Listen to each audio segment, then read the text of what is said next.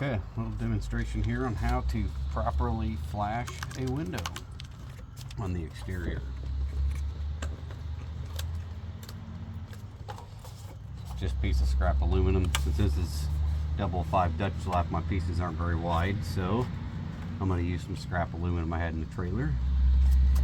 So the top of this aluminum needs to go underneath the edge of this nail flange. So as long as it gets half an inch, whatever, as long as it gets underneath that nail flange, water is not going to go up. Back around, mark the side, top.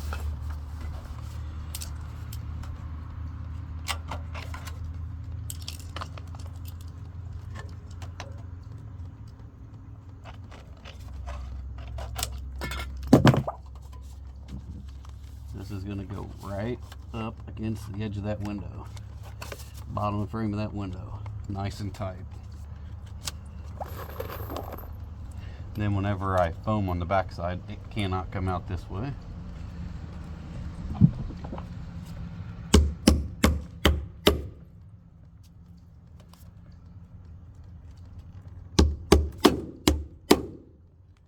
Must still be growing, huh? Okay, there's the bottom of that one.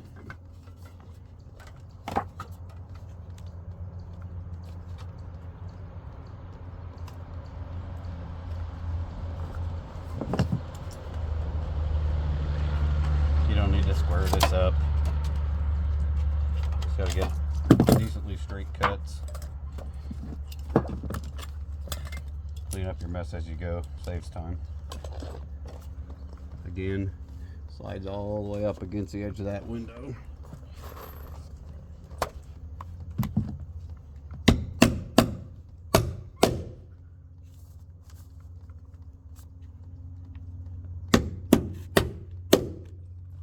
Okay, now see, water ever gets down, which it's going to, down and around that J channel, it's going to run right here. And let's just, for conversation's sake, let's say this is my siding, my nail flange. So it'll slide right on top of that nail flange. I'll cut it off, let's say right here. So those holes where your nail slots are water protected. And that lip where that siding goes, where that next layer of siding tucks underneath that side, it can get down in that lip and then go out through the weep holes. Makes it waterproof, no water going down this wall. Then we're going to take, just to kind of help seal this up, we tore this tape yesterday, just to kind of help seal that up a little bit. We're going to put a little tape on each side. Especially helps keep that seal from tearing anymore.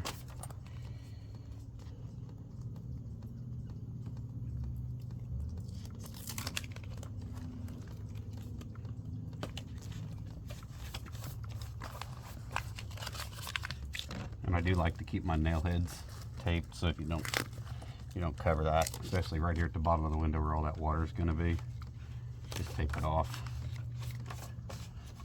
See, now at the same time, any water ever gets behind this window for any reason, you know, from the top, from power washing, it doesn't matter what happens, but water gets behind that window, it can come out, it can leak out and run out.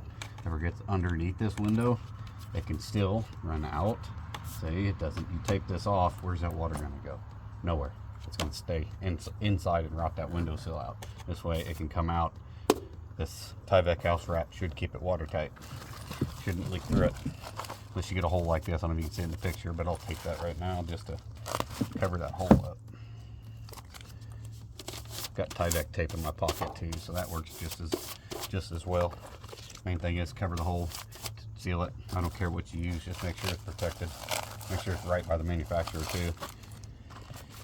And I won't be able to record this, but my tape will then come down, cover the edge of that, just like that. So that is 100% waterproof. There is no water ever going to rot this sill out. There should almost be no reason. If it gets back behind this paper and it's rotting it out back here, well, there was nothing I was going to be able to do to protect that.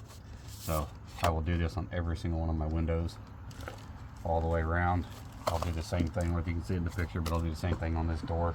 I'll pull this bottom nail out and do the same thing on it. But This is just a little bitty window, but I don't care about the size of the window. I'm going to treat it to, whether it's a big window or a small window, it's going to get treated the same way. Waterproof, that's the goal, right?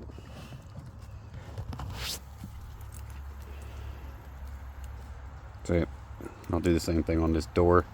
See, and then I've got ice and water shield underneath that door all the way across.